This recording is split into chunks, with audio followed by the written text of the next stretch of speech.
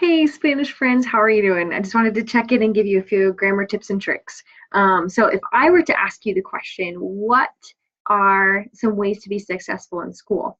In English, you might say, hey, you should study every day after school. Hey, you should make sure that you have a planner. Hey, you should form a study group. But in Spanish, we actually do that a little bit differently. Rather than using the tú form or using the usted form, we use something called the impersonal say. So let's check it out. I'm going to share my screen here with you, and we are going to talk about a couple different things. So um, the impersonal say, what is that, you might say? Um, Sorry, being funny and not meaning to. Here it is. Okay, so there's a couple different types of say that we have talked about so far. The first say is I know. So yo sé que mi pelo es café, right? I know that my hair is brown. That's a knowing of fact or information. There's the reflexive say, such as like yo me baño a las 6 a.m. Like I shower at 6 a.m. in the morning, or te bañas, or se baña, he or she bathes at 6 a.m., or we bathe, or they bathe. That's different. So we've got, first of all, we've got the I know, then we've got the reflexive say, an action that you do to yourself. So, yo me peino, I brush my hair, an action that you're doing to yourself. And then the last one, which is the one that I want to focus on, is the impersonal say. So with that being said, let's go to Spanish Dict, my favorite Spanish website. And these are used for general observations about what people do. Um, so you might say things like, one should work hard to gain success. So you'd say, se debe trabajar mucho para tener éxito. Or you live well, or life is good in this village. Notice that you can either say life is good in this village, or it can also mean you live well.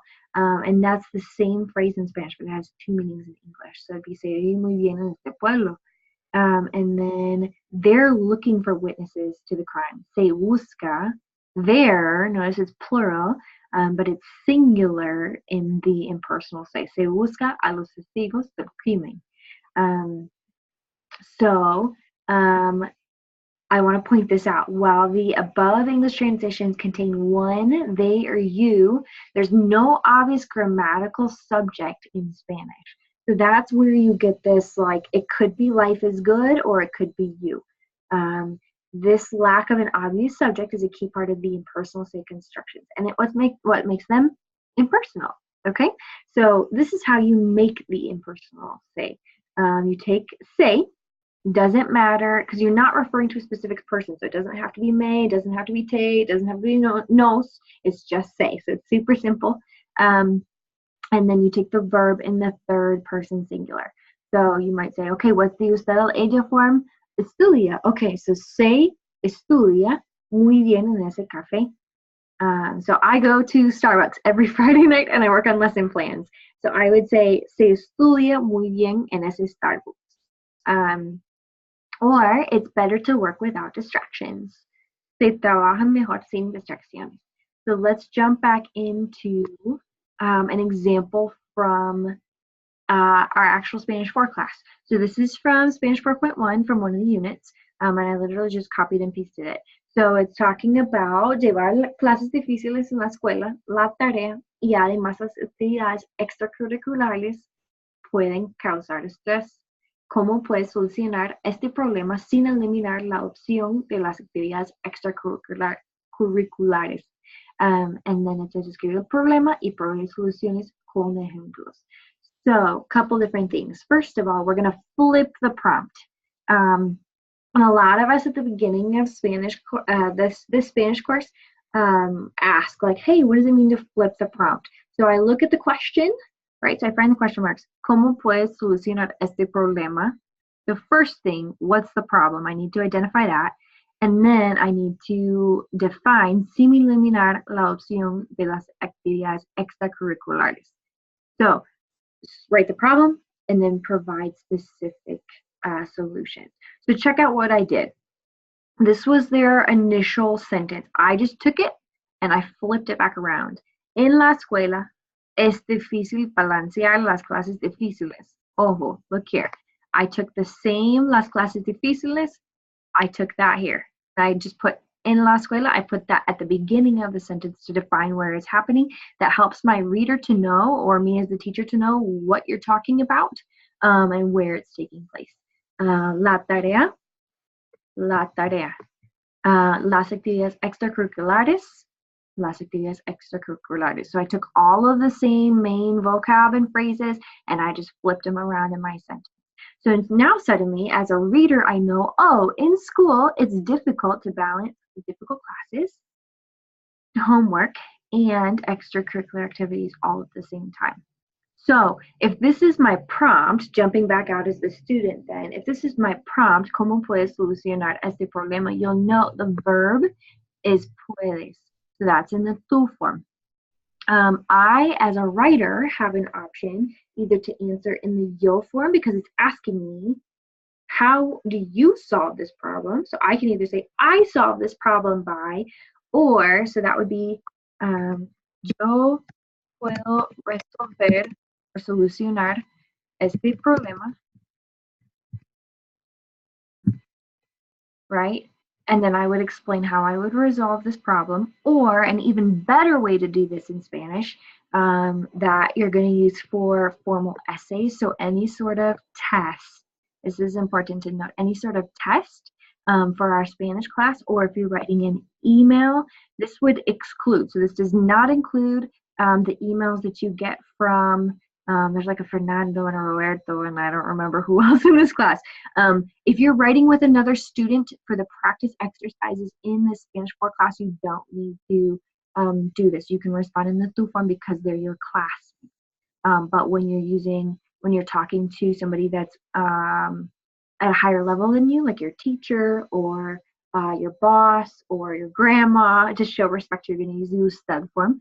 You'd also use the impersonal say. So this is going to express things like, one should study every day after school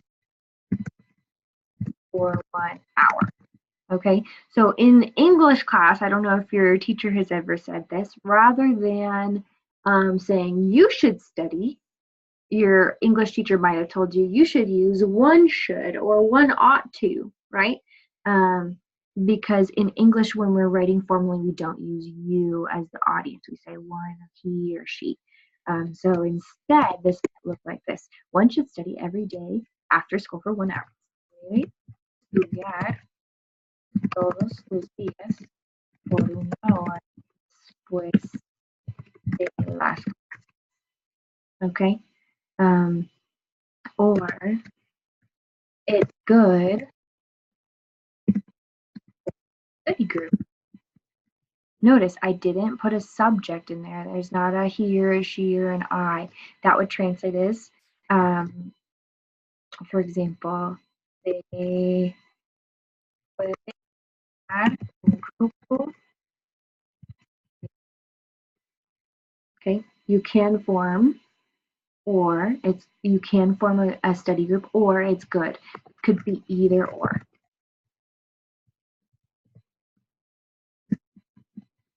And that's where that impersonal comes in. The last couple things I wanted to show you are things I see all day, every day in Costa Rica.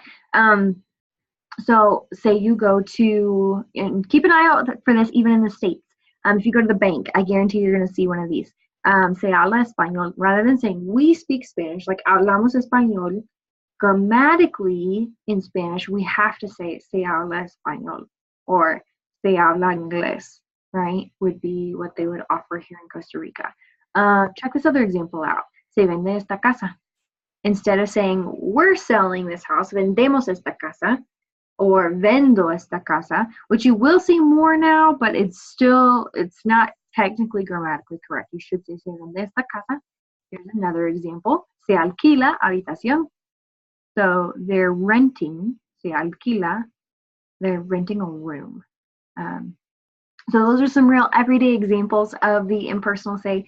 And just wanted to come back and say, if in an essay, in a formal exam or a formal essay that you're writing for me, it asks you in the tú form, you should probably respond. I'm going to say you should respond in the impersonal say form.